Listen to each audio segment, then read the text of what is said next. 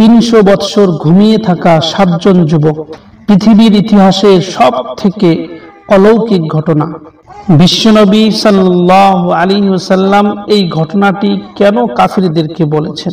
309 বৎসর ঘুমিয়ে থাকা 7 জন যুবকের এই অলৌকিক ঘটনা শুনে কয়জন কাফির মুসলমান হয়েছে?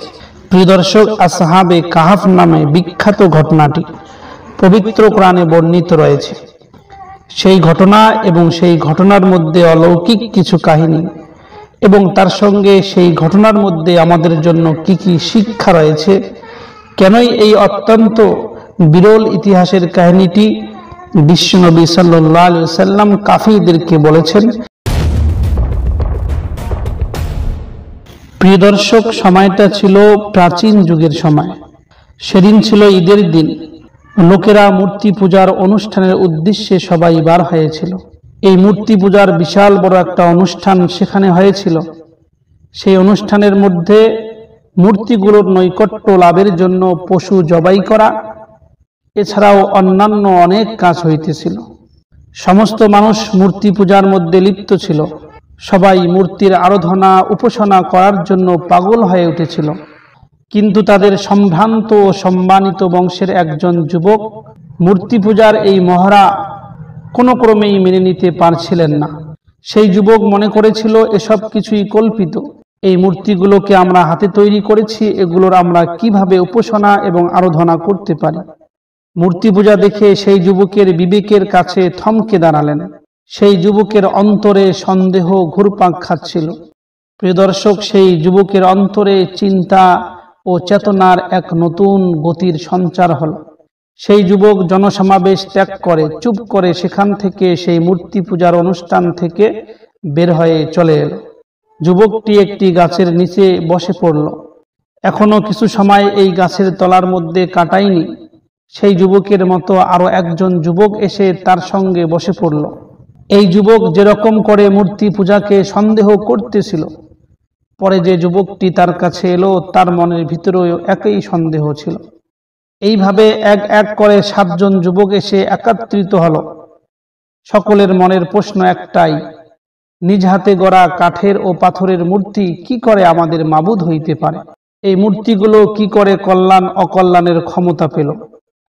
যে সত্তা এই সুন্দর পৃথিবী সৃষ্টি করেছেন, এই আকাশ তৈরি করেছেন, এই বাতাস তৈরি করেছেন, সেই সত্তাই আমাদের জীবন ও মরণের একমাত্র মালিক। সেই সত্তাকে বাদ দিয়ে এগুলোর ইবাদত কি সম্ভব?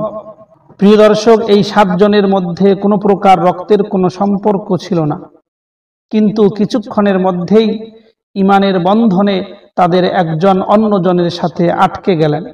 এই 7 জন যুবক এক বাক্যে পরস্পরের নিকট জাতির লোকদের মূর্তি পূজা ও শিরকের প্রতি মনের সন্দেহের কথা প্রকাশ করলেন। তারপর তারা মহাবিশ্বের মাঝে তাদের প্রখর দৃষ্টি ঘোরাতে লাগলেন এবং দেখতে লাগলেন।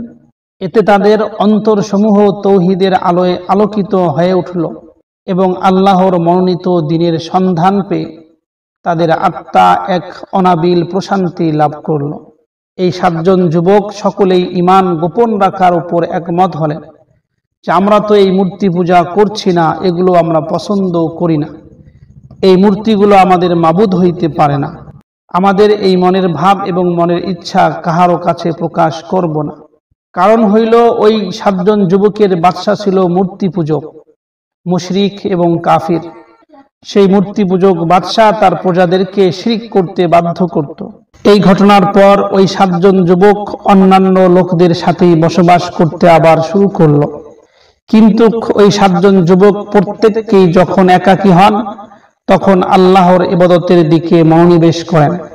কোনো এক রাত্রিবেলা ওই 7 জন যুবক যখন একত্রিত হলেন, তখন ওই 7 জন যুবকের মধ্যে একজন বলে উঠল এবং খুব নিচু আওয়াজে খুব কানের মধ্যে গিয়ে বলতে শুরু করলো, হে আমার বন্ধুগণ, গতকাল আমি একটি খবর শুনেছি। এই খবরটি যদি সত্যি হয় তাহলে অচিরেই আমাদেরকে আমাদের দিন হতে ফিরিয়ে রাখা হতে পারে। যদি আমরা দিন থেকে ফিরে না যাই তাহলে আমাদের জীবন মানুষ নাশ করে দেবে, আমাদেরকে হত্যা করে ফেলবে। এরপরে ওই যুবক বলল, আমাদের যে ব্যাপারটি এখন আর বাদশাহের কাছে গোপন নয়। আমরা যে মূর্তি পূজা পছন্দ করি না এই কথা আমাদের বাদশাহ শুনে নিয়েছে। আমাদের দিন ও আকীদার বিষয়টি এখন বাদশার কাছে স্পষ্ট। যে দিনকে আমরা আমাদের হৃদয়ের মধ্যে গেঁথে নিয়েছি এবং যা আমাদের চিন্তা চেতনার অবিচ্ছেদ্য অংশে পরিণত হয়ে গেছে, সেই দিন এখন বিপর্যয় হওয়ার পথে। সুতরাং হে আমার বন্ধুগণ, তোমরা চিন্তা করো এবং তোমাদের সিদ্ধান্ত তোমরাই গ্রহণ করো, নইলে আমাদের ভবিষ্যৎ খুবই ভয়ানক হতে চলেছে।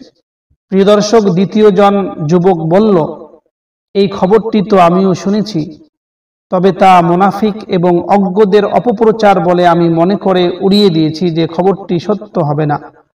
এইভাবে এই 7 জন যুবক একে অপরের সঙ্গে আলাপ আলোচনা করতে শুরু করল। পরবর্তীতে দেখা গেল যে এই 7 জন যুবক যে আলোচনা করেছিল যে আমাদের এই খবরটি আর লুকিয়ে নেই, এই কথাটা সত্য প্রমাণিত হয়ে গেল। আসলেই এই 7 জন যুবকের সমস্ত আলাপ আলোচনা, এই 7 জন যুবকের মনের যে আশা আকাঙ্ক্ষা, এই 7 জন যুবক যে মূর্তি পূজা পছন্দ করে না, এই কথা এলাকার সমস্ত লোক জানতে পেরেছিল, তথা এলাকার যে কাফির বাদশা ছিল সেও জানতে পেরেছিল। পরে এই 7 জন যুবক মিলে সিদ্ধান্ত নিল যে আমরা আমাদের দিনের উপর অবিচল থাকব, আমরা আমাদের দিন থেকে ফিরব না। এর জন্য আমাদের উপরে যতই বিপদ আসুক না কেন, সেই সমস্ত বিপদ আমরা মাথা পেতে নিব, কিন্তু আল্লাহর সত্য দিনকে জানার পর কোনোভাবেই পূর্বের সেই কাফির এবং মূর্তি পূজার দিনের দিকে আমরা ঘুরে যাব না। প্রিয় দর্শক, এই 7 জন যুবকের কথা যেহেতু এলাকার বাদশাহ শুনে ফেলেছে, আর বাদশাটি এমন এই কাফির এবং মুশরিক বাদশাহ ছিল যে সেই বাদশাহ তার প্রজাদেরকে মূর্তি পূজা করার জন্য বাধ্য করত।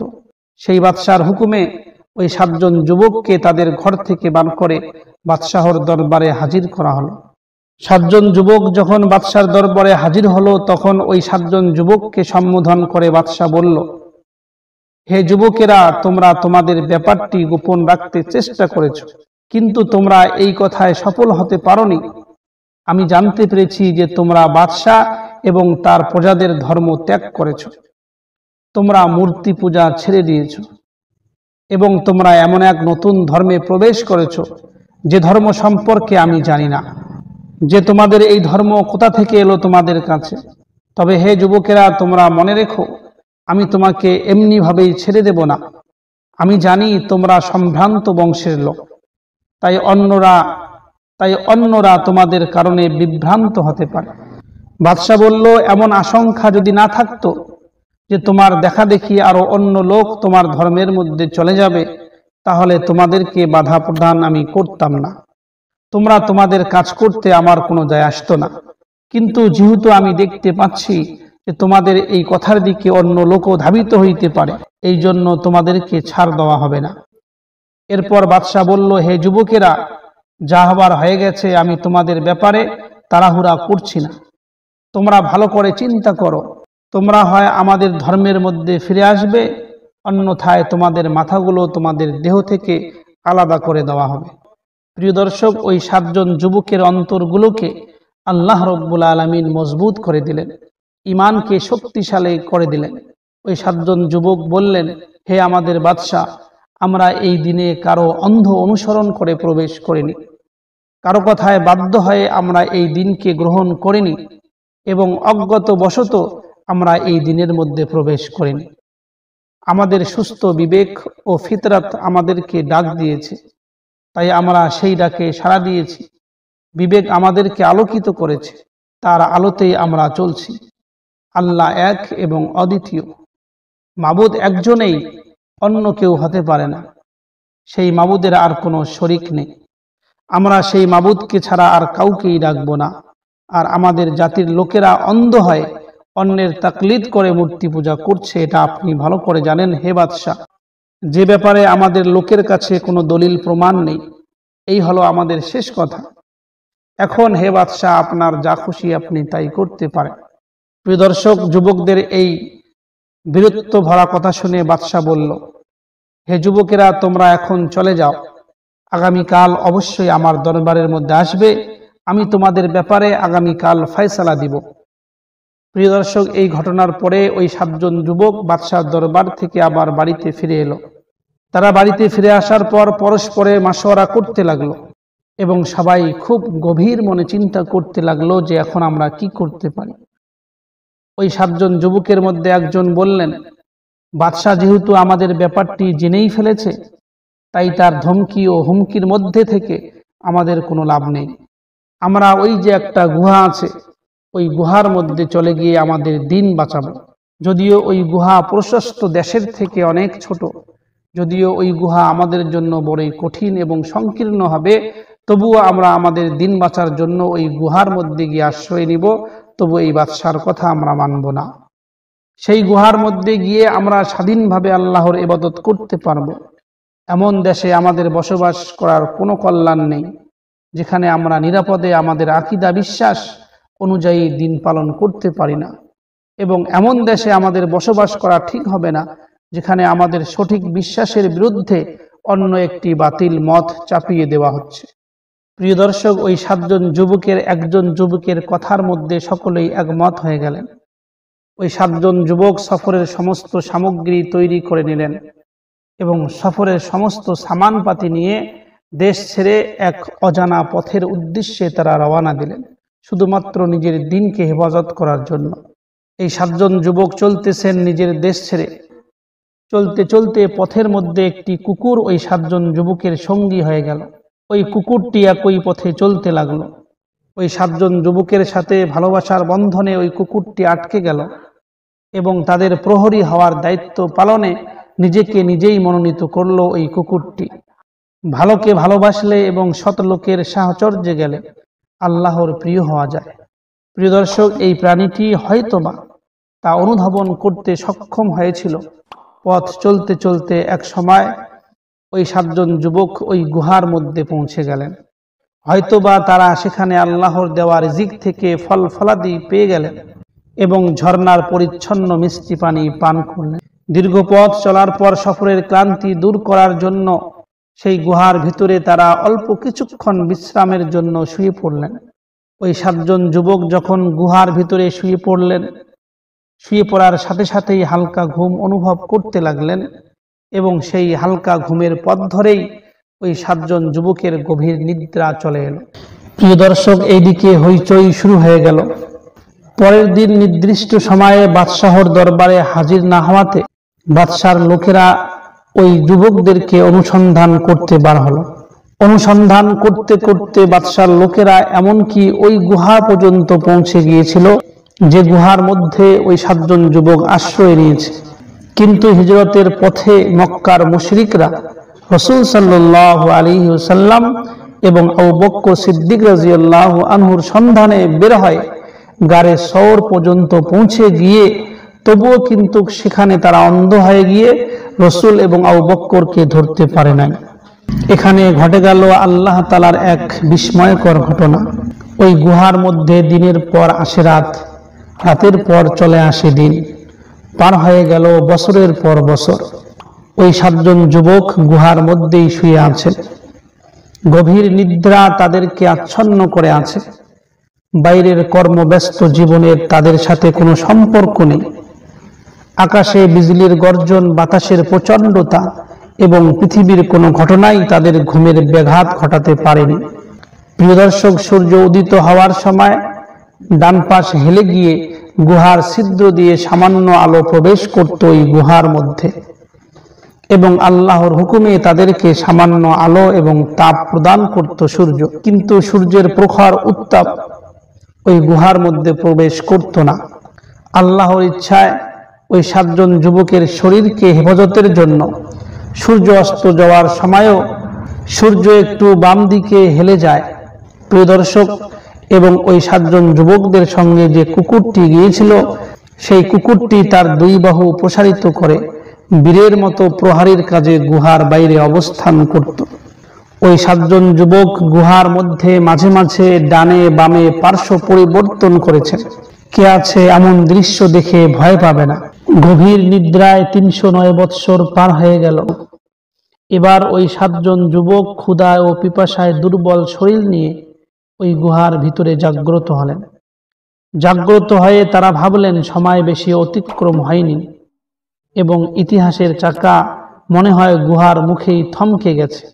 ওই 7 জন যুবকের মধ্যে একজন বললেন, হে বন্ধুগণ, আমার মনে হয় এখানে আমরা দীর্ঘ সময় ঘুমিয়ে পার করেছি।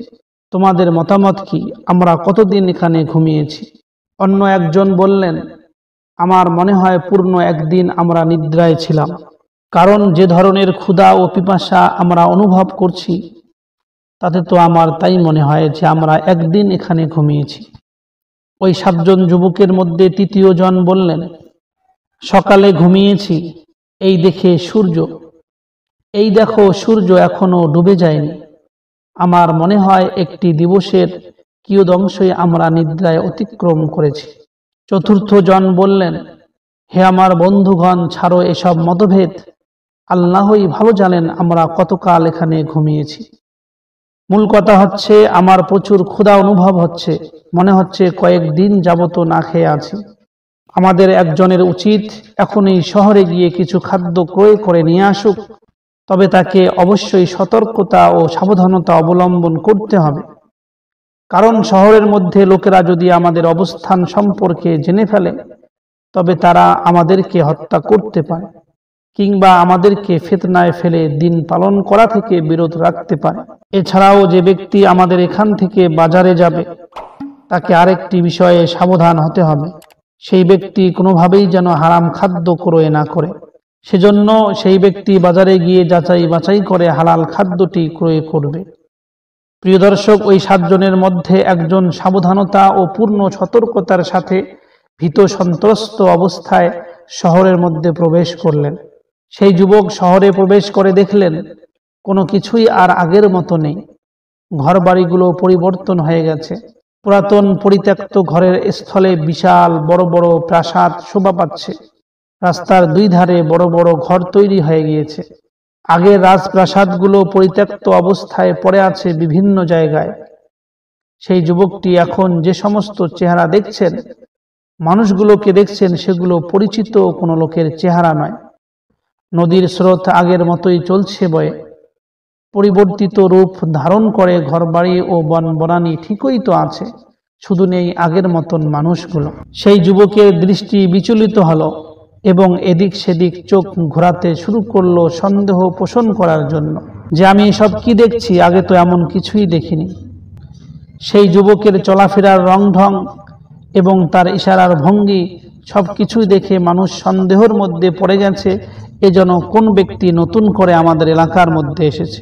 এইভাবে যুবকটি শহরের মধ্যে চলতে চলতে পরিশেষে লোকেরা তাকে ঘিরে ফেলল।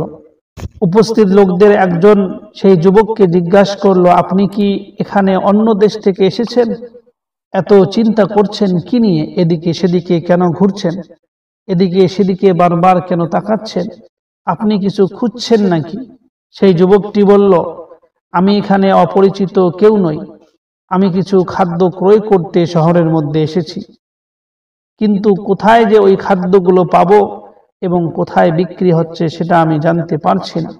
একজন মানুষ তাদের মধ্য থেকে ওই যুবকের হাত ধরে খাদ্যের দোকানে নিয়ে গেল। খাদ্যের দোকানে গিয়ে সেই যুবকটি রূপার তৈরি কয়েকটি দিরহাম বার করলেন। দোকানের মালিক দিরহামগুলো হাতে নিয়ে ঘুরিয়ে ফিরিয়ে দেখতে লাগলেন, এ যেন নতুন একটা টাকা তার হাতের মধ্যে এসেছে। অবশেষে দোকানের মালিক বুঝতে পারলেন এ তো 300 বছরের অধিক সময় আগের তৈরি একটি রূপার টাকা।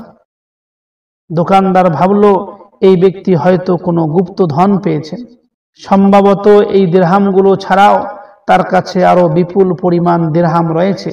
এই ভেবে দোকানের মালিক বাজারের লোকদেরকে ডেকে একত্রিত করল। এবার এই গুহাবাসী যুবকটি লোকদেরকে দেখে বললেন, হে লোক সকল, দেখুন আপনারা যা কিছু ভাবছেন বিষয়টি আসলে তেমন নয়। এই যে রূপার মুদ্রাগুলো আমি আপনাদেরকে দিয়েছি এটা কোনো অসংখ্য সম্পদের অংশ নয়।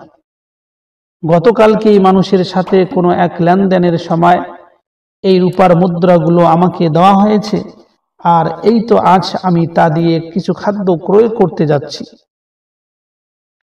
আপনারা তাতে এত আশ্চর্য বোধ করছেন কেন? আমি তো কিছুই বুঝতে পারছি না।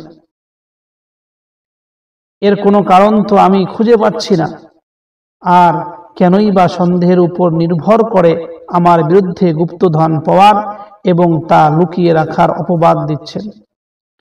এই কথা বলে যুবকটি তাদের ব্যাপারটি মানুষের কাছে প্রকাশিত হয়ে যাওয়ার ভয়ে তিনি বারবার সেই স্থান ত্যাগ করার এবং সেখান থেকে চলে যাওয়ার চেষ্টা করতে লাগলেন। কিন্তু লোকেরা কিছুতেই সেই যুবককে ছেড়ে দিতে রাজি হইল না। ভিড় ভেঙ্গে দিয়ে কিছু লোক একাকী সেই যুবকের সাথে নম্র ভাষায় কথা বলতে লাগলো। কথাবার্তার মাধ্যমে এক পর্যায়ে এলাকার লোকেরা তখন জানতে পারেন তিনি হচ্ছেন 309 বছর পূর্বে জালিম ও কাফির বাদশাহ পাকরাও থেকে পলায়নকারী সম্ভ্রান্ত বংশের 7 জন যুবকের মধ্য থেকে একজন যুবক। এমন আশ্চর্য কথা শুনে লোকেরা তো হতভম্ব হয়ে গিয়েছিল। এটা কেমন কথা? আমরা বহুকাল আগে শুনেছি যে 7 জন যুবক এখান থেকে পালিয়েছে এবং কোনো গুহার মধ্যে গিয়ে আশ্রয় নিয়েছে। আজ 309 বৎসর হয়ে গেল, তারা কিভাবে আবার বার হয়ে আসছে? সবাই শুনে পাগল হয়ে গেল। তারা আরো জানতে পারল যে তারা হলেন ওই সমস্ত যুবক যাদের অনুসন্ধানে বাদশাহ সকল প্রচেষ্টাই করেছিল, কিন্তু তাদের কোনো সন্ধান পাওয়া যায়নি। লোকেদের এরকম আশ্চর্য দেখে যুবকটি এবার আরো বেশি শঙ্কিত হয়ে পড়লেন, কারণ এখন লোকেরা তাদের ব্যাপারটি জেনে ফেলেছে। তাই ওই যুবকটি নিজের এবং তার সাথীদের জীবন রক্ষার জন্য সেখান থেকে পালিয়ে যাওয়ার চেষ্টা চালিয়ে যাচ্ছে। প্রিয় দর্শক, লোকদের মধ্যে একজন লোক ওই যুবককে বলল, হে ভাই, তুমি ভয় করো না। তুমি যে জালিম বাদশাহর ভয় করছো, সে তো প্রায় 300 বছর আগেই ধ্বংস হয়েছে। এখন যিনি এই রাজ্যের বাদশাহ, তিনি আপনিও আপনার সাথীদের মতোই একজন মুমিন বান্দা। এবার বলুন, আপনার অন্যান্য সাথীগণ কোথায় আছে? প্রিয় দর্শক, এই আলোচনার পরে যুবকটি এবার আসল ঘটনা জানতে পারলেন। ইতিহাসের সেই দীর্ঘ দূরত্ব তিনি উপলব্ধি করতে পারলেন, যা তাকে মানব সমাজ থেকে আলাদা করে রেখেছে। যুবকটি বুঝতে পারলেন এখন তিনি মানুষের মাঝে চলমান একটি ছায়া ব্যতীত আর কিছুই নন। এরপর যুবকটি লোকদের উদ্দেশ্যে বললেন, আমাকে গুহার অভ্যন্তরে বন্ধুদের কাছে যেতে দাও, আমি তাদেরকে আমার ও আপনাদের অবস্থা সম্পর্কে সংবাদ দিব।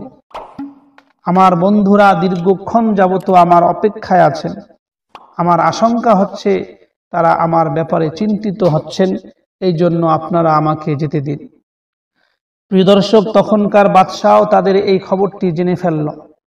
কথা বাড়তে বাড়তে বাদশাহের কানের মধ্যে এই কথা চলে গেল যে ওই 300 বছর আগে যে 7 জন যুবক হারিয়ে গেছে, পালিয়ে গেছে, তাদের মধ্যে একজন যুবককে মানুষ দেখে ফেলেছে এবং বাজারের মধ্যে ওই যুবকটি রয়েছে। বাদশাহ এই খবর পাওয়ার সঙ্গে সঙ্গে ওই গুহাবাসীদের সাথে সাক্ষাৎ করার জন্য বেকুল হয়ে উঠলেন এবং দ্রুত গুহার দিকে চলে আসলেন। এবার গুহার মধ্যে সমস্ত লোকের ভিড়। বাদশাহ গুহার মধ্যে এসে ওই 7 জন যুবককে উজ্জ্বল চেহারায় জীবিত অবস্থায় দেখতে পেলেন। ওই 7 জন যুবকের সাথে বর্তমানের বাদশাহ মুসাফাহা এবং আলিঙ্গন করলেন। বাদশাহ তাদেরকে রাজপ্রাসাদে আসার জন্য আহ্বান জানালেন এবং রাজপ্রাসাদে তাদেরকে স্থায়ীভাবে বসবাসের জন্য নিমন্ত্রণ করলেন। প্রিয় দর্শক, কিন্তু বাদশাহের এই আমন্ত্রণের বদলেও ওই 7 জন যুবক পরিষ্কারভাবে জানিয়ে দিল, নতুনভাবে জীবন যাপনে আমাদের কোনো আগ্রহ নেই। আমাদের ঘরবাড়িগুলো বিলীন হয়ে গেছে। আমাদের পিতামাতা ও সন্তান সন্ততির কেউ এখন জীবিত নেই এবং আমাদের মাঝে এবং স্বাভাবিক জীবন যাপনের মাঝে দীর্ঘদিন যাবৎ কোনো যোগসূত্র ছিল না। সুতরাং এই পার্থিব জীবনের দিকে ফিরে গিয়ে আর লাভ কি হবে? এই সমস্ত কথাবার্তার পর ওই যুবকগণ আল্লাহর নৈকট্য লাভের আবেদন করলেন আল্লাহর কাছে এবং আল্লাহর কাছে ফেরত যাওয়াকেই পছন্দ করলেন এবং তার প্রশস্ত রহমত দ্বারা তাদেরকে ঢেকে নিতে প্রার্থনা করলেন। প্রিয় দর্শক, কিছুক্ষণের মধ্যে সমস্ত লোকের সামনে ওই 7 জন যুবকের মৃত্যু হয়ে গেল। দেহ থেকে তাদের প্রাণ চিরদিনের জন্য বিচ্ছিন্ন হয়ে গেল। প্রিয় দর্শক, এই ঘটনাটি প্রিয় নবী সাল্লাল্লাহু আলাইহি ওয়াসাল্লাম কেন কাফিরদেরকে বলেছিলেন? এখানে মনে রাখা দরকার কুরাইশদের মধ্যে নজর বিন হারিস নামে একজন কুখ্যাত বদমাশ লোক ছিল। সেই কুখ্যাত বদমাশ লোকটি কসম খেল যে সদা সর্বদাই মহানবী মুহাম্মদ সাল্লাল্লাহু আলাইহি ওয়াসাল্লামের বিরোধিতা করবে এবং জনসাধারণকে সে সর্বদাই মুহাম্মাদের বিরুদ্ধে উস্কে দেবে। এই নজর বিন হারিস বদমাশ লোকটি ইয়ামানের এক নগরের নাম ছিল হেরা, সেখানেও সে গিয়েছিল। এই লোকটি ওই হেরা নগরীর মধ্যে গিয়ে পারস্যের রাজাদের বৃত্তান্ত অধ্যয়ন করেছিল। হেরা নগরের মধ্যে পারস্য রাজাদের উপাসনার পদ্ধতিও সে সেখান থেকে জেনেছিল। এই বদমাশ লোকটি সদা সর্বদাই মহানবীকে ছায়ার মতো অনুসরণ করত এবং মহানবীকে অনবরত বিরক্ত করত। মহানবী সাল্লাল্লাহু আলাইহি সাল্লাম যেখানেই জনসাধারণকে সত্যের বাণী শোনাতেন, সেখানেই সেই ব্যক্তি জনসাধারণকে বিরক্ত করত, ভয় দেখাতো এবং তাদের সেই কথা শুনতে বাধা সৃষ্টি করত।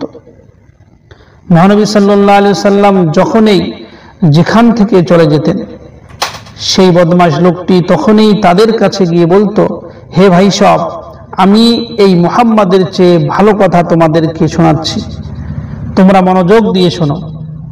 এই নজর বিন হারিস নামের বদমাশ লোকটি কুরাইশের কাফিরদেরকে ইরানের ঘটনাবলী শোনাতো, ইরান দেশের রাজাদের কাহিনী শোনাতো, ইরান দেশের ধর্মের কাহিনী শোনাতো ও নানা রকমের মন গড়া কাহিনী কুরাইশের কাফিরদেরকে শুনিয়ে দিত। তারপর বলতো, মুহাম্মাদের কথা আমার চেয়ে ভালো কি হতে পারে? কখনো না। সে কি আমার মতো অতীত কাহিনী শোনাতে পারে? এইভাবে রাসূল সাল্লাল্লাহু আলাইহি সাল্লাম মানুষকে বুঝাইতেন।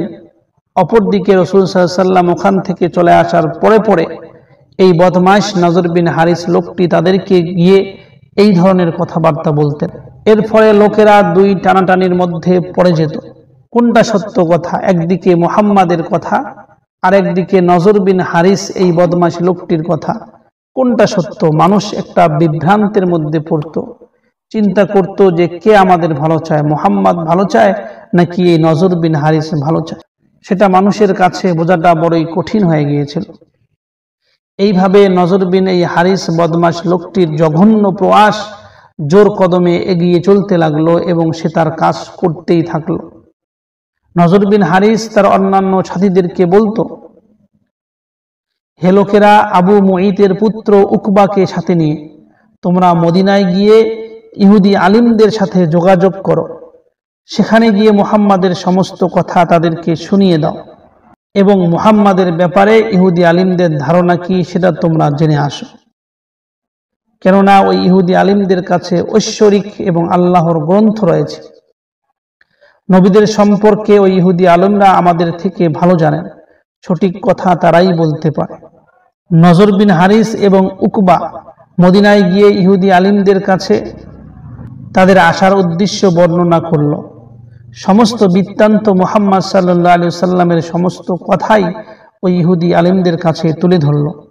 ওই ইহুদি আলিমরা এই দুইজন ব্যক্তিকে বলল, ঠিক আছে, মুহাম্মদ সম্পর্কে আমরা কি ধারণা রাখি তোমরা জানতে এসেছো, তাহলে মুহাম্মদকে গিয়ে প্রশ্ন করিও। এবং ওই ইহুদি আলিমরা তিনটা প্রশ্ন করে। যদি এই তিনটা প্রশ্নের সঠিক উত্তর মুহাম্মদ দিয়ে দেয় তাহলে সে সত্যিকারের নবী।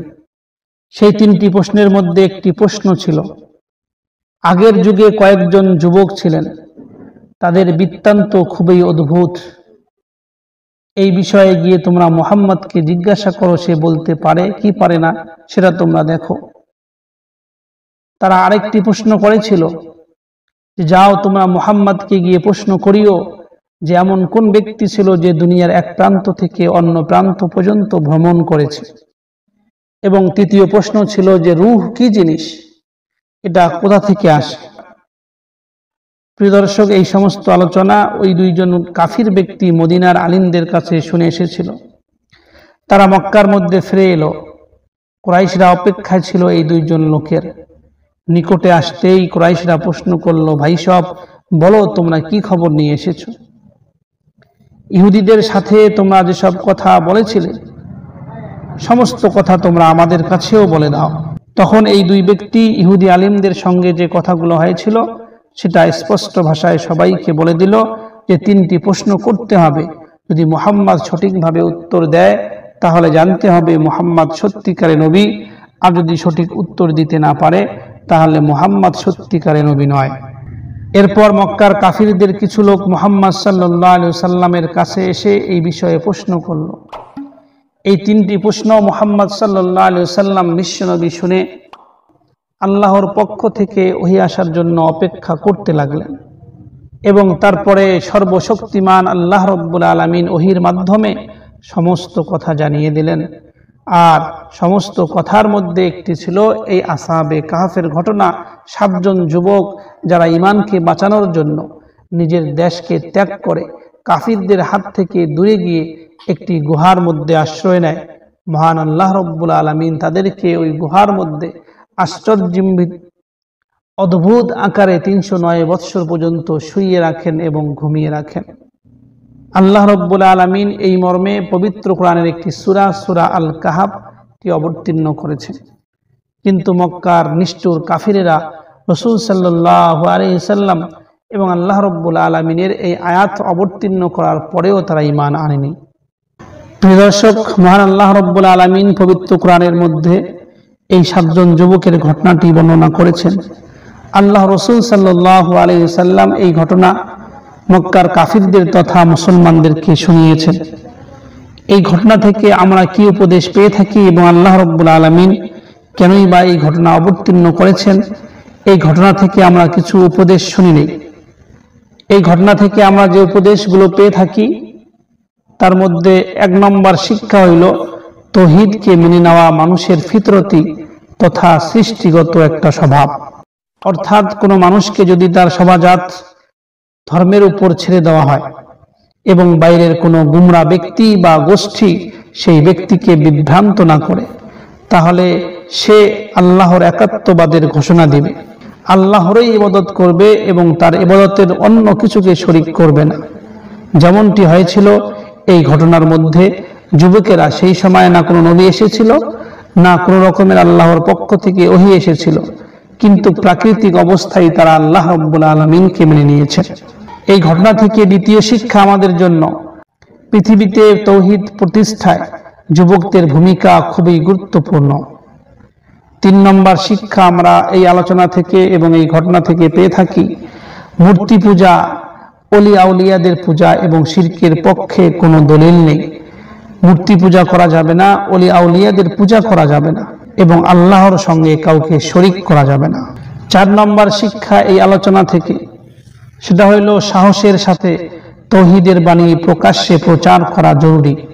নিজ দেশে দিন পালন করতে গিয়ে ফিতনার ভয় থাকলে দিন নিয়ে অন্য জায়গার মধ্যে চলে যাওয়া এটা আবশ্যক। প্রিয় দর্শক, আসহাবে কাহফের ঘটনা আল্লাহ রাব্বুল আলামিনের বিশেষ একটি নিদর্শন। তবে তার চেয়েও বড় নিদর্শন হচ্ছে আসমান, জমিন, চন্দ্র, সূর্যের সৃষ্টি এবং দিবারাত্রির আগমন ও প্রস্থান। বিপদাপদে একমাত্র আল্লাহর উপর ভরসা করা এবং তার দয়া কামনা করা অত্যন্ত অপরিহার্য। কোনো মতবাদ, মাযহাব বা আমল গ্রহণ করার ক্ষেত্রে কারো অন্ধ অনুসরণ না করে দলিল অনুসন্ধান করা জরুরি। এই ঘটনা থেকে আমরা আরেকটি কথা জানতে পারি যে আল্লাহ রাব্বুল আলামিন তার বান্দাদের খিদমতের জন্য বড় বড় মখলুককেও বাধ্য করেন। একজন দায়ী প্রয়োজনে সতর্কতা অবলম্বন করবেন, বিশেষ করে যখন তার পিছনে শত্রুরা ষড়যন্ত্র শুরু করে। সুখে দুঃখে হালাল রুজি অনুসন্ধান করা জরুরি। চিন্তা ও গবেষণা করে কোরআন ও কোরআনে বর্ণিত ঘটনাগুলো অধ্যয়ন করা উচিত। বিনা প্রয়োজনে মতভেদ করা অর্থহীন, যেমন গুহাবাসীদের নাম, কুকুরটির নাম এবং তার রং সম্পর্কে ঘাটাঘাটি করে কোনো লাভ নাই। ভবিষ্যতে কোনো কাজ করতে ইচ্ছা করলে প্রথমে ইনশাআল্লাহ বলতে হবে। এছাড়াও এই ঘটনা থেকে আমরা অনেক শিক্ষা লাভ করি। আল্লাহ রাব্বুল আলামিন আমাদের সবাইকে এই সমস্ত শিক্ষার উপরে আমল করার তৌফিক দান করুন।